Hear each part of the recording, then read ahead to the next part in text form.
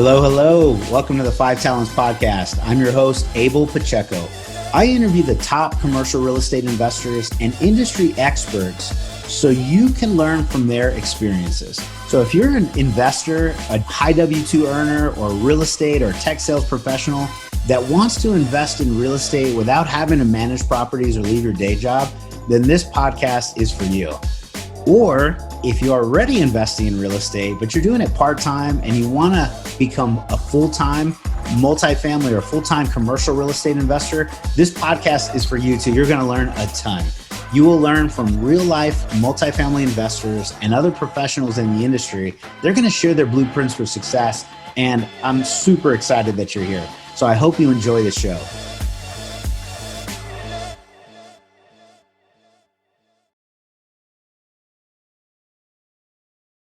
All right. Hello, hello. This is Abel Pacheco, your host for the Five Talents Commercial Real Estate Podcast. We're super excited today because we have a phenomenal guest. I'm super excited to provide a little bit of exposure to Mr. Carlos Reyes to our network. So, Carlos, how's it going, brother?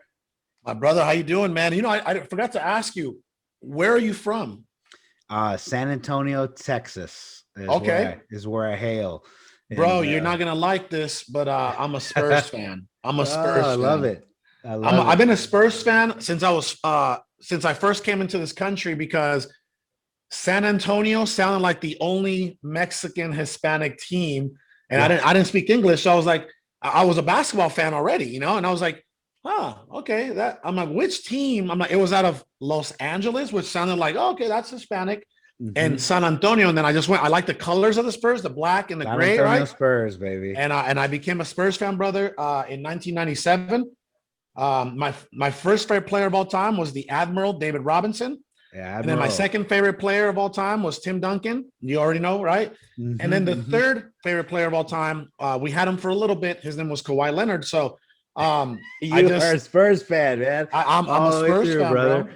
Well, good. I'm glad you got to celebrate some amazing championship wins through the years. Man. You picked a great team. We had a back-to-back. 99, 03, 05, 07. I'm trying to remember, like, you see, we had some good years. We had some good years, man. Yes, sir. Well, that is so awesome. Now we are even more excited to have another amazing guest, Mr. Carlos Reyes, with us.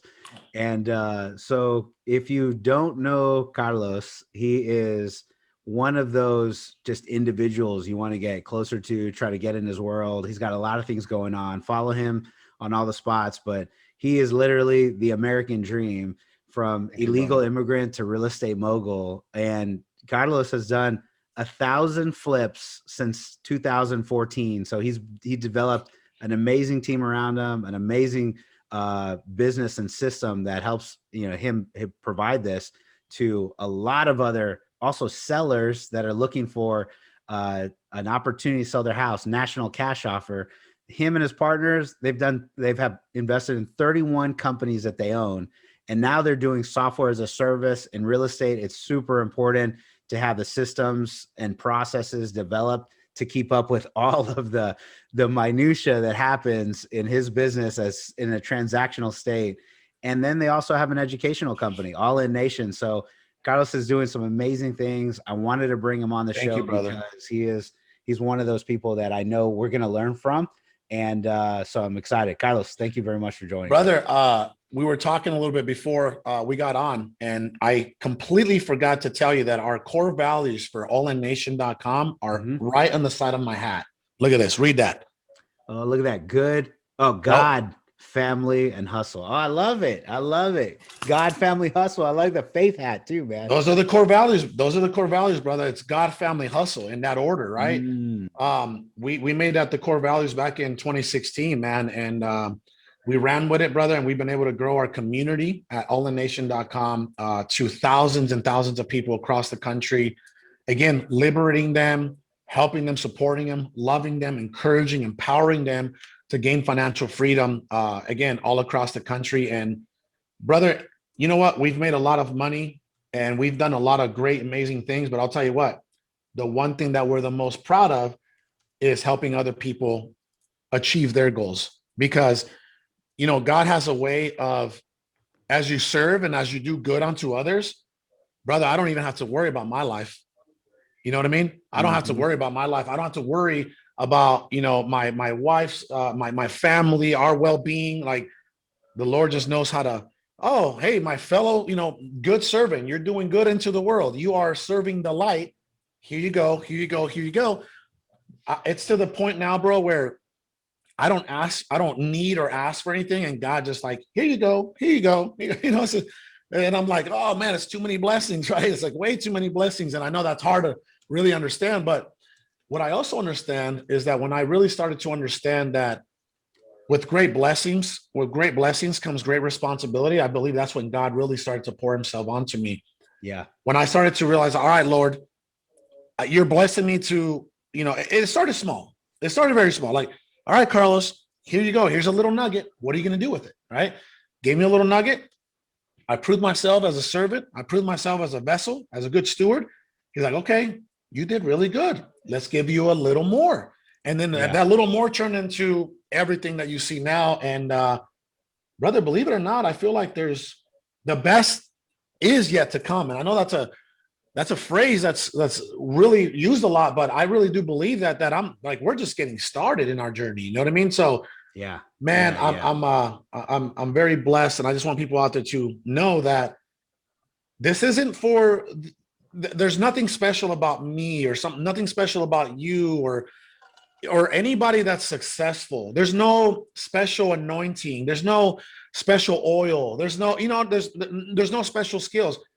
There isn't. Anybody can become successful if they really put their time, energy, and intention and faith into really wanting to achieve that, right? They got to make the sacrifices and they got to be committed. They got to be committed to what it is that they want out of life. And I want everybody out there to really believe me when I say this isn't for anybody special. These successful people that you see in running 7-figure, 8-figure operations, flying in private jets, owning all kinds of real estate and helping serving the world, the community, they're not special. They're not special. They're just like everybody else. We're all human. We're all human. But they made a choice, right? They made a decision that a lot of people fail to make or don't want to make. They're like, you know what? I want something more with the short 80 years that I have on this life. That's the statistically speaking, your average male, is 80 years. I think females, I think they live like a year or two more than we do because they are stronger than us. And we just chose to say, you know what? I'm going to do everything I can to really make the most out of this one opportunity that God gave me, which is life, man. So I want people to really understand that out there, bro. Boom. Let's go. Carlos, man, I'm fired up, brother. I'm trying to do my best to shut my mouth and just let you talk because I mean that's it, man. I'm so happy that you led with it. So feel comfortable in this space, right? It's 5 Talents Commercial Real Estate is based off of Matthew 25, 14 and 30. And that parable to us is so important. And to hear somebody like yourself, just, God, family, hustle in that order. It sounds to me like he provided me the same thing. Let me give you a little bit of opportunity and see what you do with it. And if you be a good steward with it, a lot of my biggest moments that I've had as a professional or a real estate investor or in my family, personal life, whatever, it was all orchestrated by him, and he's the one that allows me to do it. So I'm excited that to hear that the same from you. So that's beautiful. Great. I love your anyone can do this. If you think about, if you're listening right now, I'm hoping that we catch a few people that have been wanting to do real estate, have been wanting to build, start a new company, have been wanting to raise capital, have been wanting to be an entrepreneur. And maybe this unlocks a small percentage of you all that are listening, the freedom that you need to go do it. Because as Carlos said, man, you have an impressive track record. That's millions and millions of dollars of transactions. And so essentially it's like, hey, he's nothing special. And if you've heard me enough on our podcast, man, I'm not the sharpest tool in the shed either. But if you can put a team together and you build the right, attention and focus, man, anyone can do it. You just got to make a decision. I love the way you said that. And then you got to act on it, right? Yeah. You see, I'll say 5 principles, like 5 success principles that I live by. And I say this all the time. It's like, number 1 is yes, decision. Make a decision. Brother, 97% of people in society, they don't make a decision to want to be successful. They dream about it. They're like, well, I wonder what it would be like to, to have nice things and to, make good money and help my family. They dream about it. They think about it, but they never actually decide, right? They don't decide to do it, to go forward. So principle number 1 is make a decision. Principle number 2 is commitment. Be committed to the decision you made. Now, what does commitment mean, right? Does commitment, did I say motivation? Did I say commitment? I said commitment. You see, motivation is like, oh, I'm all pumped up and jacked and I'm ready to go. And then 2, 3 days, 5 days, 7, 10 days, 30 days later, whatever. I don't really feel like doing it today, right? No, that's not commitment. That's not commitment. So number 2 is commitment. That's the number 2 principle. Number 3 is sacrifice. You and I both know, brother, that we've had to sacrifice. Okay, if I ask you, here, I'll make this very simple. Yeah. Abel, what have you had to sacrifice to get to where you are today? The answer is? Man, all kinds of stuff. I can answer. Let me answer. It's one word, and it starts with an E. Okay, I'm ready. I want to hear. Right? Here, ask me. Hey, Carlos, what have you had to sacrifice, my friend, to get to where you are today? Everything. I know you were thinking that. I was thinking everything. I was thinking a ton, and I was starting to go down the list of sporting events, relationships, TV, all kinds friendships. Of. My head went to health, free time, sleep, all kinds of stuff, money, time, energy, hobbies, right? Everything. Everything. Yeah. Everything. Now, answer this. How many people are willing to sacrifice everything? Very, very few, if at all. 1 to 3%. 1 to 3%, right? Yeah. So 97%, and for those of you out there, there's nothing wrong with being part of that 97%. I have a lot of family members that are part of that 97%, and they're happy. That's it.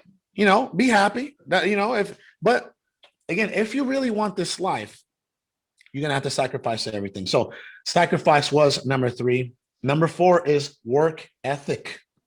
Yeah. Work ethic. Abel, who do you know that is a successful human being, right? A pretty, 7-figure, 8-figure earner, right? 9-figure earner that doesn't have the work ethic? Not very many. I don't. Hold on. I don't know them, but I've heard lottery winners, right? Like if you hit the lottery, right, you don't have to have work ethic. Sure. That's probably the only way that you can get to success, and that's not even success. That's just money. Yeah, you have some money's not success, right? It's just part of it. Yeah, it's just part of it. Statistics of those people that actually keep it for more than 2 to 3 years is even. That's a real statistic, and that statistic has ran over 100 years now.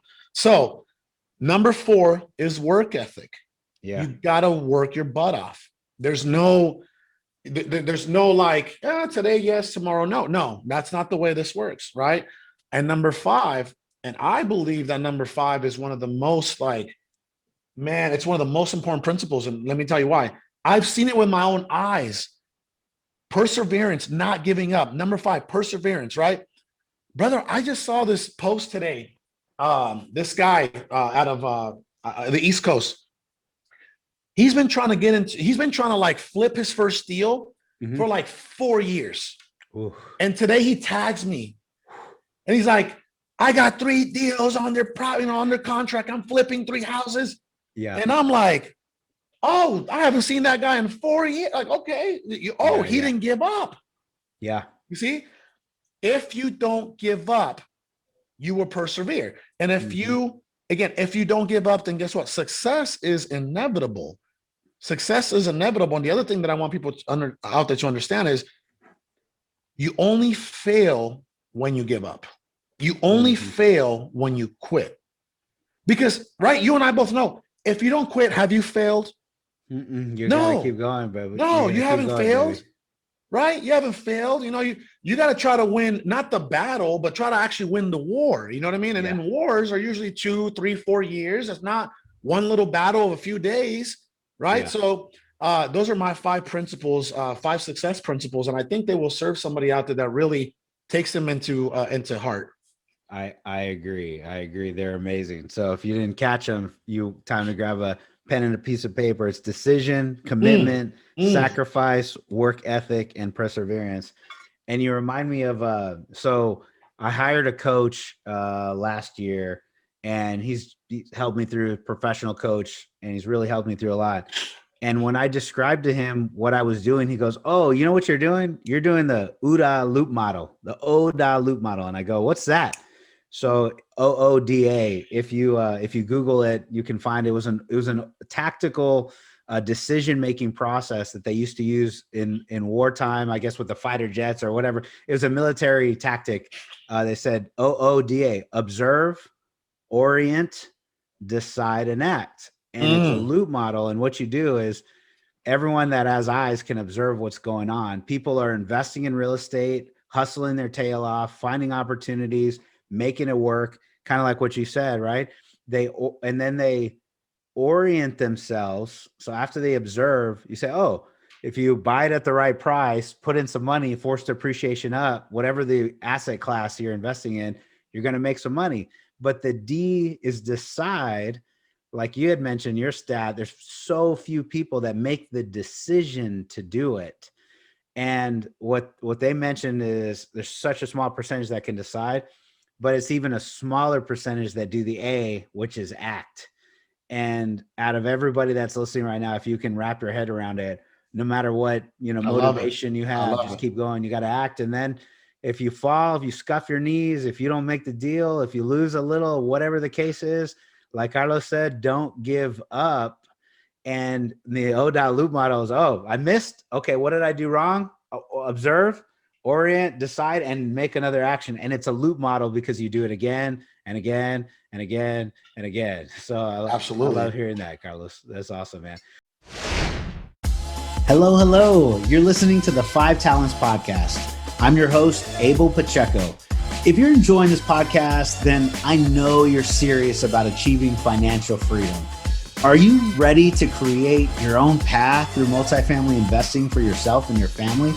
Then I know you're going to appreciate our Investor's Guide to Multifamily Investing. It's titled Tackling Commercial Real Estate the Easy Way. We use this guide to invest ourselves in $93 million worth of real estate. So we're going to show you the basic mechanics of multifamily syndications and how to evaluate your next passive investment opportunity. So the best part, if you subscribe to our podcast now, leave us a review and a rating. I'm going to give you a free copy of our ebook. So please take a moment to do that now. Once you've done that, go to 5tcre.com/ebook, 5tcre.com/ebook. Make sure to let us know you left a review and we're going to send you a free copy. So thank you so much for subscribing to the 5 Talents Podcast. We really appreciate it.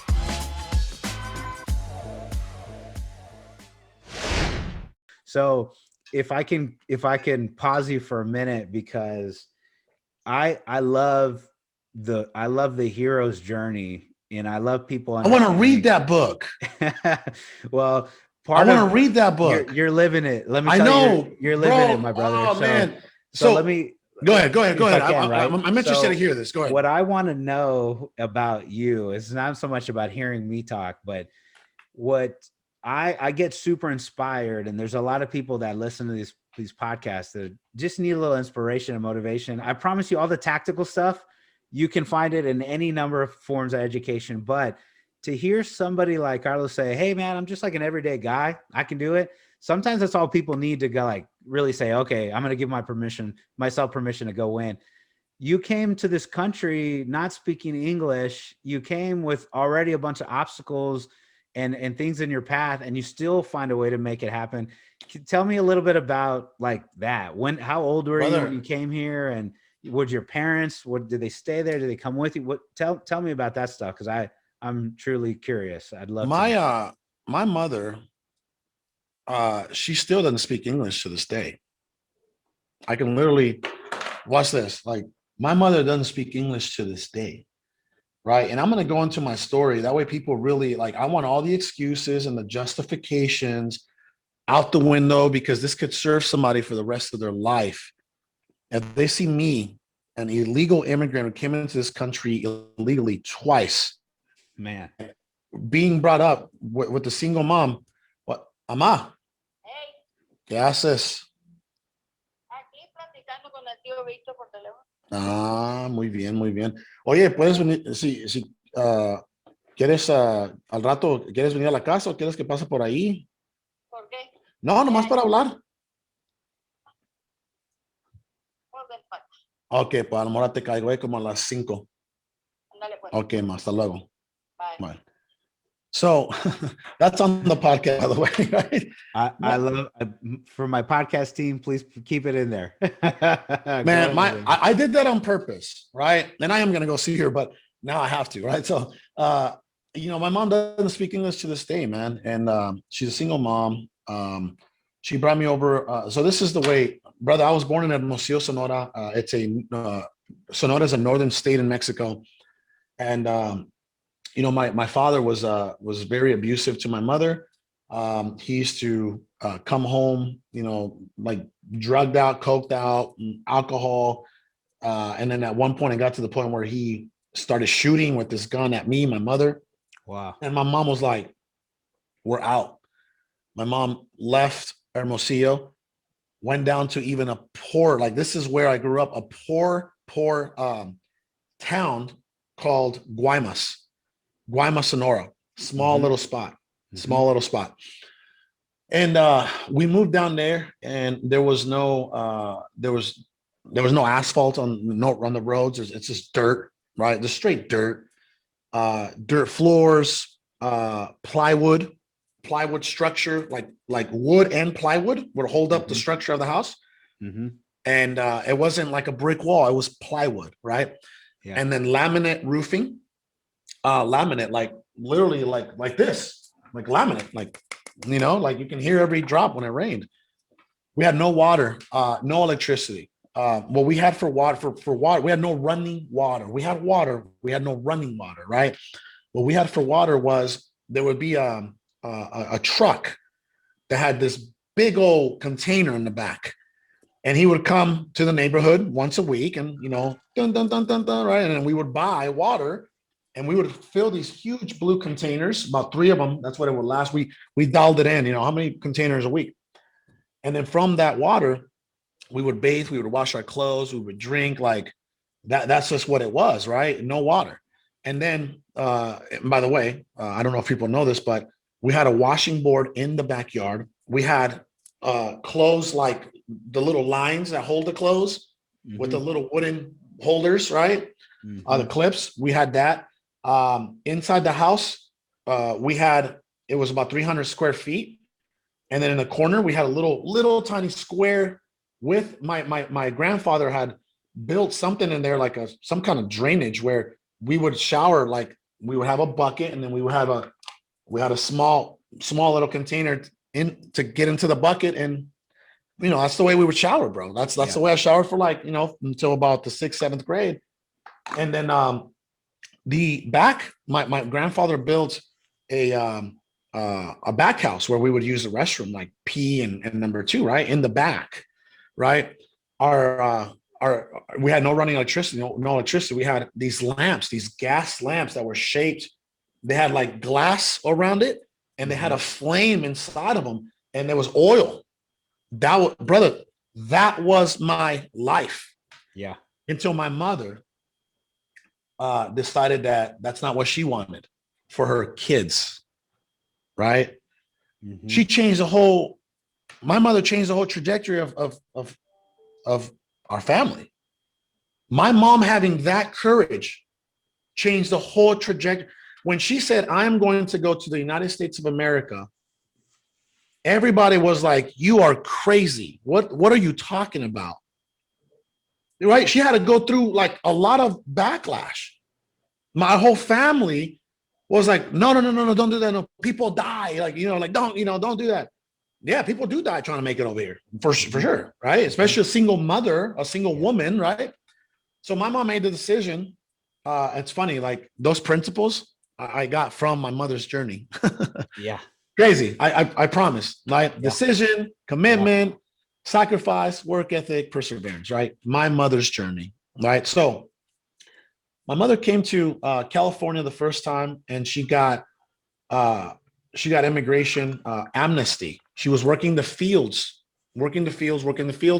They gave her amnesty as a labor worker back in the, remember Julio Cesar Chavez days in California, right? Yeah. Right. So, shout out to Julio Cesar, rest in peace, man. That guy, obviously he changed our lives, right? Because of him, my mom worked in the fields, she got paperwork, and then she was like, okay, well, I'm gonna try to bring my sons over here, right? So then she went to get us first. She saved up some money, went to get us first. She was sneaking me and my brother. My brother was small, so she had him in her arm, and she was dragging me with her right arm. And we're going through like a sewer system. It's like a canal, like a sewer canal. Yeah. Not like a pipe, like a canal, right? Yeah. We got caught. We got kicked out. We waited 2 days, and then we went back in. This was through a small border town called San Isidro, which is next to Tijuana. A lot of people know what TJ is. They don't know what San Isidro is. We made it. We made it to Escondido. I was there in the 3rd grade.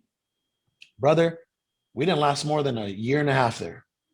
I learned English quickly because I was like, everybody around me speaks English. I don't even know how to communicate with these people. So I went there in the 3rd grade. I stayed after school for English classes, in ESL classes. And during the summer, I learned English in a year and a half, 2 years max. And then I attended 3rd, 4th grade. By the time the 4th grade ended, we had failed financially. We were living under a tree for a few days. We were homeless. And my mom was like, all right, we got to go back. And we were like, man, all that sacrifice, all that, my mom abandoning me for two years, right? All that sacrifice. And we're going back. We failed. We definitely failed. But my mom had a plan. When we got to Mexico, I told her, I was like, Mom, I'm going to go work. At this point, I'm in the 5th grade, so I'm probably around 9 or 10 years old. Yeah. So I'm in the 5th grade, right? And I'm like, Mom, I'm going to bag groceries. And I don't know if you've seen, I was a grocery bagger when I was a little boy, 9, 10 years old, 11 years old. Yeah. So I'm going to bag groceries because I now speak a little bit of English. And there are some Americans that come and shop at this one specific store next to a resort called San Carlos Bay, right? So, Mom, I'm going to bag groceries.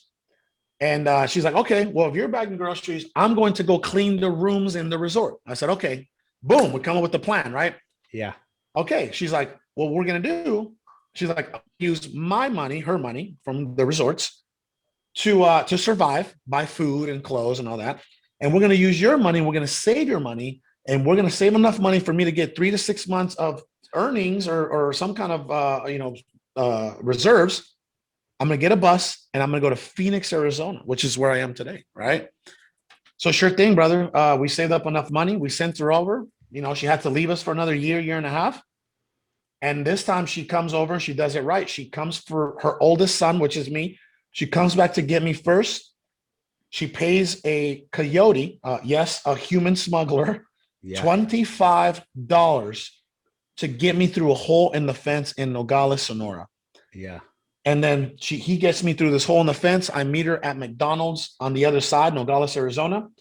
We hop in these little vans. They were like charter vans, right? They're like convoys where all the Hispanic people, we go there, and then they take us up to Phoenix from Nogales, bro. And like, we got into this van, and then, it's like the immigration stops us, and she tells the driver, hey, the driver's like, hey, is everybody legal here? Everybody? And then my mom's like, oh man, like my son's not, I'm legal. My son's not. He's like, hey, my son's not legal. I'm legal. And immigration back then wasn't too hard, right? But he speaks English. He speaks English.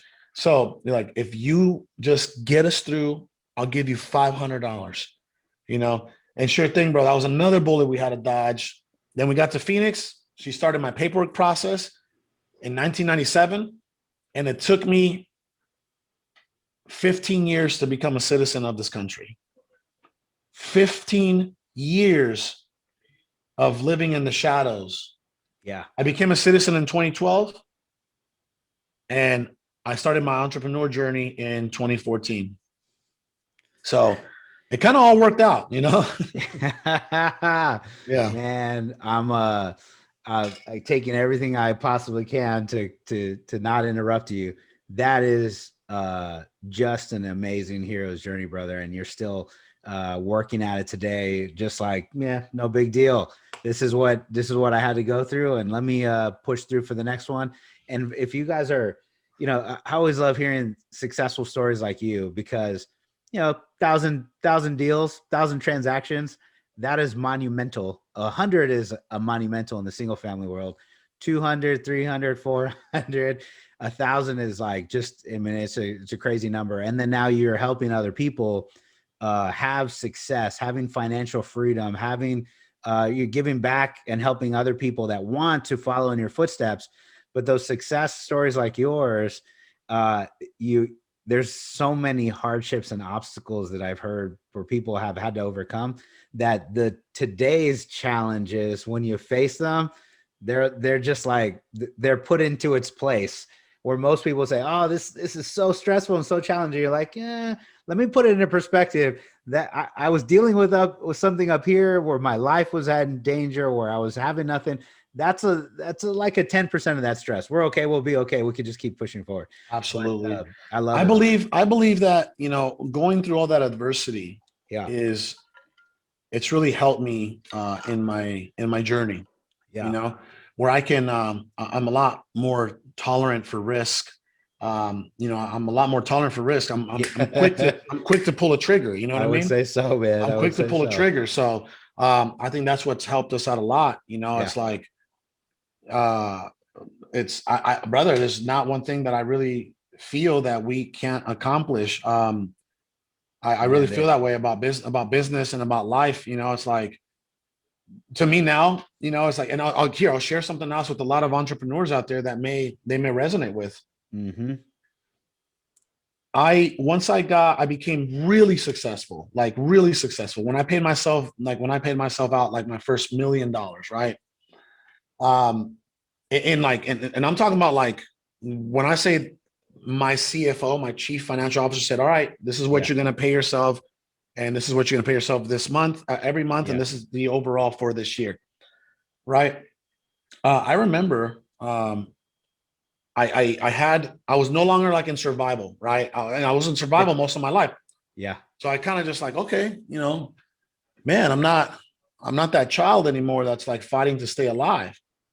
Then I fell into a deep state of anxiety and depression. Mm-hmm. See, mm-hmm. And then the doctor couldn't figure out what was wrong. I couldn't figure out what was wrong with me. Yeah. Then the doctor put me on these pills, Klonopin and Paxil. And I was like, you know what?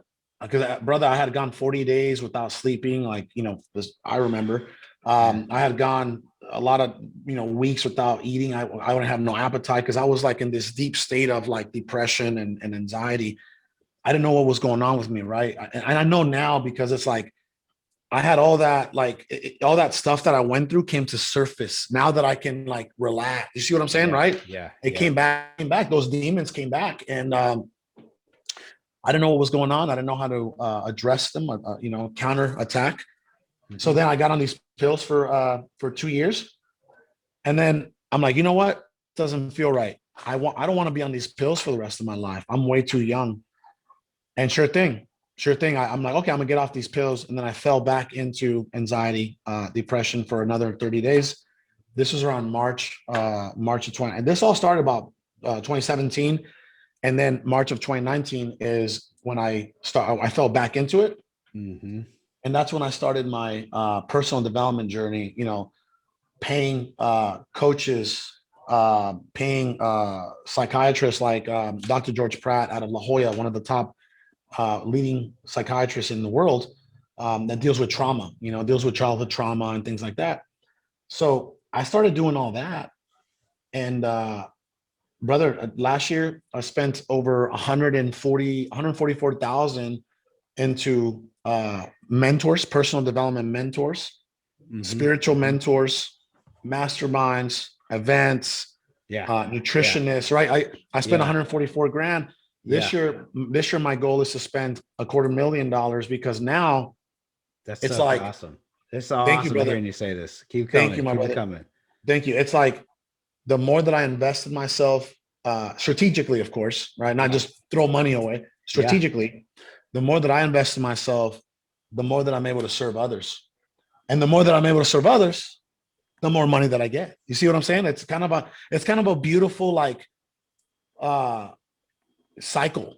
It's like a beautiful cycle. It's like the more I invest in myself, the more I elevate. The more I elevate, the more I'm able to serve others. The more I'm able to serve others, the more that God blesses me financially and health and everything. So I want people out there to know, like, even when you become successful, you don't stop being a human being. Money is freedom. Like I had to reevaluate my relationship with money.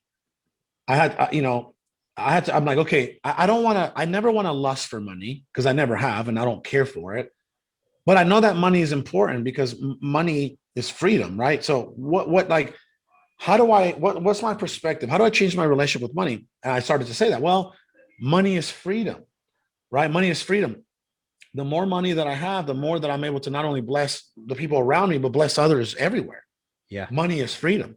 So then I changed my relationship with money. And I want people to know that money will solve 90 to 95% of all of your life's problems, right? It will.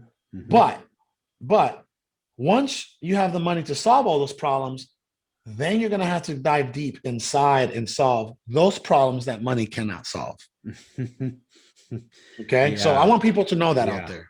That's awesome. Thank you so much for sharing. I think that's 100% right. And those things that are unsolved within your heart right now, for me, it comes back. Yeah, that they're gonna be there, and those are essentially your obstacles or your challenges that you don't even know you're dealing with, but you are.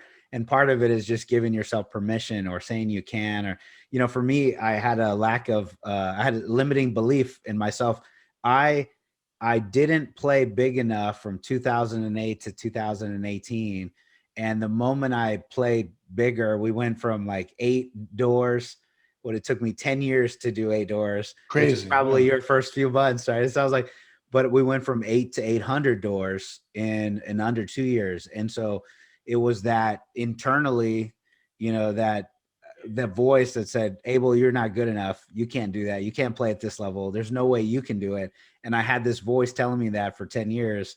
And it was a 26-year-old voice when I said, hey, should I go this route or should I go another? And it just, kept me there for years. And, just like you said, it's just the opportunity to finally deal with it internally and then say, man, I'm not that person. Anybody could do this. God is for me. And let's get after it. So your story, Carlos, I know we didn't talk a ton of real estate.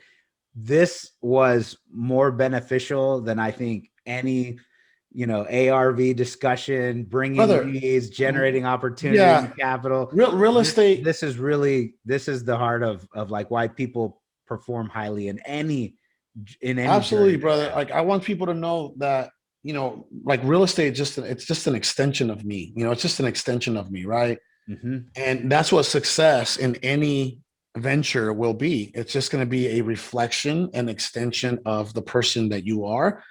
So what's most important is for you to become that successful person before, and then success will come. You get what I'm saying? Yeah. I tell people this all the time. It's easy to make $1 million. The difficult task at hand is becoming the person that will make that $1 million. See, that's where the game is, right? Focus and commit to improving yourself and becoming that person that can manage and create 7 figures, 8 figures, and then the rest will be easy. Yeah. The rest will come because guess what? Money has a funny way of chasing successful people. Money has like, money's like, okay, I don't want to go with this guy because he's not going to do anything. Okay, that guy got his stuff together. He's aligned. So become the person that you need to become in order for you to make your first $1 million. That's your biggest concern. Everybody's too focused. Everybody's doing it backwards. Everybody's doing it backwards. Become the person that you need to become a millionaire. And then the million that you will figure it out. You will attract it. You'll attract it. I love it. Woo! Let's go. You are listening to an amazing podcast interview. And if you're on our Facebook right now, I just decided I had to push this one live because I knew it was going to be a great story. So you need to reach out to Carlos if you're doing, if you want some education, you want some insight on how to do it, you want to get closer to him in his world. And, I promise there's power in proximity. What he said was I invested $140K. My goal is to invest $250K into himself. If you've been around enough of our podcast interviews, you've heard that I went to one educational program, the second one, the third one, the fourth one. I traveled to 12, 13 different cities, 200 plus hours. I'm in 3 masterminds this year. And every single time I joined another program or an educational track or coaching master, whatever it was, it led me to a new opportunity, a new mindset, a new deal, a new something. And by being part of the group, like you then give yourself, or the life gives you permission. Yeah, you're here, you showed up, you knocked on the door, let me open it for you. And those opportunities come. And so I know, man, you're going to continue investing in yourself so that you can serve others more people, which is super inspiring, man. Brother, you know what? Yeah, go ahead. A Hero's Journey. I'm going to have to read that book now because I keep hearing you're like the 5th person I was like, hey, man, you remind me of that story, A Hero's Journey. I'm like, man, what is that, right? You know what's crazy? Yeah. What my business partner and I have done throughout our career is like, we'll spend the money, we'll learn all the knowledge, and the people that couldn't spend all that money, then we come back and like we feed them. And then everybody elevates, so it's kind of a beautiful thing. And now I have to read that book. So thank you for recommending it. Yes, sir. Well, tell us, for everyone listening, we'll get this out there. Who do you want to reach out to you, and where should they go? Anybody. So this isn't about just real estate. Like if you need any type of advice, help, prayer, reach out to Carlos Reyes on Instagram. I'm fairly good at getting back to everyone. So reach out to me, Carlos Reyes on Instagram. And I hope to hear from everybody soon. And I hope that this episode serves, even if it serves one person, it's already worth it. So that's one life at a time. You know what I mean? Yeah. It'll be way more than one person, but yes, brother. God willing. I'm excited. So thank you very much. We hope you enjoyed the show. This is Abel Pacheco, your host. And thank you very much for listening. We appreciate it. We are on, episode 160 something or 150 something, 45,000 downloads in September. We're keeping it coming. We'll provide amazing guests. We want you to do your part. Go to our podcast, subscribe, rate, and review. Leave a written review. And then also go ping Carlos. You should get into his world, and then tell him you heard us here. So I'm blessed as he tells me somebody reached out from our podcast. So thank you very much. We're out. Thank you, Carlos. Thank you, brother. Thank you for listening to this episode of the 5 Talents Podcast with your host, myself, Abel Pacheco.